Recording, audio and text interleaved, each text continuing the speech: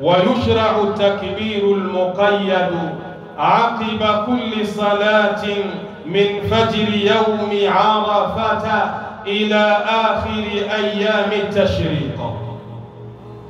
Na imewekwa ni sheria kuleta takbira baada ya swala, takbira baada ya ibada ya swala, akiba kulli sala. Hii ni mwisho wa kila sala. Takbira hii ya kila mwisho baada ya sala inakuwa inaanza katika siku ya 9, siku ya Arafa, ile alfajiri mpaka mwisho wa ayami tashriq, yani mpaka mwisho wa tarehe 13 ya mwezi wa Dhulhijja. Ikhwata al-iman, kuna kitu ningependa kukifafanua hapa. Kuna at-takbirul mutlaq na kuna at-takbirul muqayyad.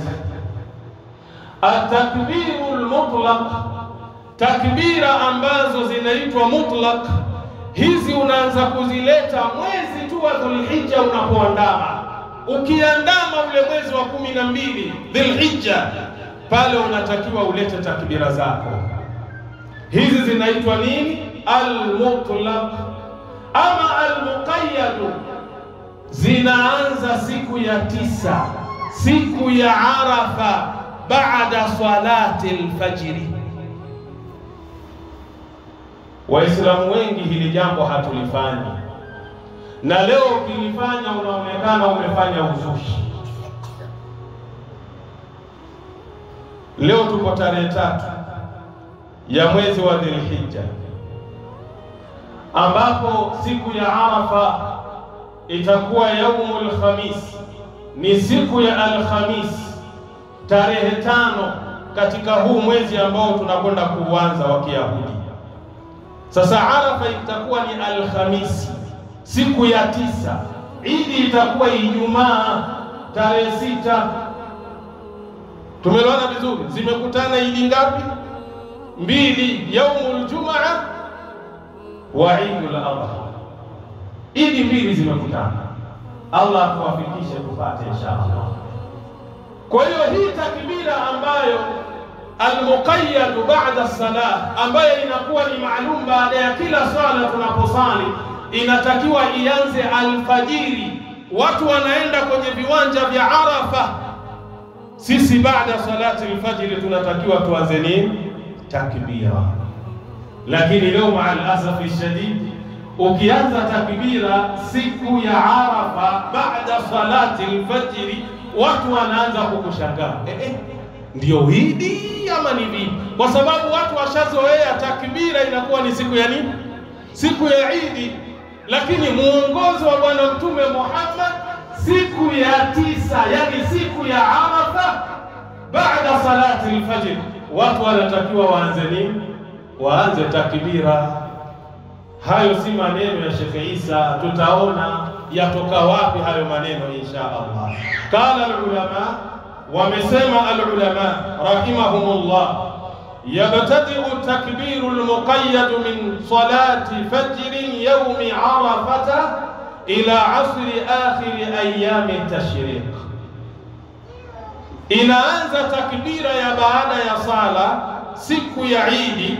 Hii takbira inaanza siku ya Arafa baada ya swala ya alfajiri mpaka mwisho wa tarehe 13, mwisho wa ayami tashriq, ndani ya mwezi wa Dhulhijja. Nenda kwenye kitabu Fathul Bari Ibn Rajab, kitabu nambari 6, ukurasa ni wa 125. Wa fi Tabyin al-Haqa'iq, kitabu nambari 1, ukurasa 227. Waqala Ibn Taymiyyah rahimahullah, mwanachuoni Ibn Taymiyyah amesema, Mwenyezi Mungu amrahamu, asahhul aqwal, kauli ambayo iliyokuwa sahihi kabisa, fi takbiri, katika hili jambo la kuleta takbira, alladhi alayhi jumhuru salaf, kauli ambayo ndiyo kauli ya maulama wote, wal fuqahai min as-sahaba, na vile vile wale ambao ni maulama kutokamana na masahaba, wal aimma, na wale ambao ni maimamu wetu wanne, ayukabbira min fajri yaumi Arafa, unatakiwa upige takbira katika ile siku ya Arafa alfajiri yake. An yukabbira min fajri yaumi Arafa, apige takbira katika alfajiri ya siku ya Arafa, ila akhiri ayami tashriki, mpaka mwisho wa zile siku tatu ambazo zinaitwa ayamu tashrik. Akiba kulli sala, takbira hii inakuwa kila mwisho wa nini? Ya sala. Haya maneno yangu haya, si maneno yangu. Tutaangalia, je, kuna masahaba walifanya hivyo? Maana hawa ni maulama. Je, kuna masahaba walifanya hivyo? Insha Allah tutaona. Nenda kwenye kitabu Majmu'ul Fatawa, kitabu nambari 24 ukurasa 220. Waqad thabata fil athar, na imethibiti sasa kwenye athar, maneno ya masahaba na matendo ya masahaba ambayo aliyakubali Mtume Muhammad sallallahu alayhi wasallam. An Umar bin al-Khattab radhiyallahu anhu, kutoka kwa Umar mtoto wa Khattab, radhi za Mwenyezi Mungu zimwendee yeye, annahu kana yukabbiru, hakika yake yeye alikuwa akipiga takbira, dubura salati al-ghadati min yaumi Arafata, alfajiri, alfajiri, katika swala ya alfajiri. Tuelewana vizuri? Alfajiri, katika ile swala ya alfajiri, yaumi Arafata, siku ya Arafa. Anaelewa vizuri lakini. Kwa hiyo si uzushi. Ukienda mahali ukaona siku ya Arafa baada salati alfajiri watu wamekaa wanapiga nini? Takbira, Allahu akbar, Allah. Kasema ukisikia mambo ya bid'a na uzushi, ndio haya alokuambia ni bid'a na uzushi ndani. Huyu ni Umar ibn al-Khattab radhiyallahu anhu, ambaye alikuwa akileta takbira baada ya salati al-fajr katika siku ya Arafa, ambayo ni siku ya 9 katika huu mwezi wa Dhulhijja, ila salati al-asri, anaendelea na takbira hiyo mpaka swala ya alasiri, min akhiri ayami tashrik, mwisho wa zile siku za ayami tashrik, yani mpaka mwisho wa tarehe 13 ya mwezi wa Dhulhijja. Lakini leo kinashangaza, mtu kuleta takbira huwa anashikwa kama na haya. Hata kutembea peke yake akileta takbira pia ana haya, yani aonekane anatembea yeye mwenyewe binafsi, Allahu akbar, Allahu akbar, yani anaona haya ya shekhe. Kwema hapo zipo, lakini au watu wataona uchamungu umepanda mpaka uleta nje. Hapana, huu ndio mfumo unaotakiwa utumie, ndugu yangu katika imani. Abu Huraira na masahaba wengine walikuwa katika hizi siku za kumkumbuka Allah na kumtaja Allah, wanaingia kwenye masoko kudhihirisha Uislamu, wanaleta takbira, Allahu akbar, Allahu akbar. Haya, wewe waweza wewe ndugu yangu katika imani? Laisa al-imanu bitamanni wala bitahalli, hakuna imani ya kutamani wala kujipamba na mavazi ya kiimani. Unajikanzu kubwa, kofia kubwa, ukaonekana ndo una imani. Hakuna hiyo imani. Walakinna al-iman, imani ya sawasawa, ma waqara fil qalbi, ile ambayo imekaa kwenye moyo wako, wasaddaqahu al-amal, kisha hivi vitendo vyako vikaisadikisha imani. Wewe unadai una imani, matendo yako pua kabisa, imani gani uko nayo? Sasa masahaba walikuwa na uwezo wa kutembea kwenye masoko wakimtukuza Allah jalla fi'ala katika haya masiku ambayo ni bora. Mimi na wewe tunashindwa mpaka na wale ambao wanaingia kwenye nini, magari, wanaanza kulingania Yesu ni Bwana, mfuate Bwana utaokoka. Wewe ndugu yangu katika imani huna uwezo huo.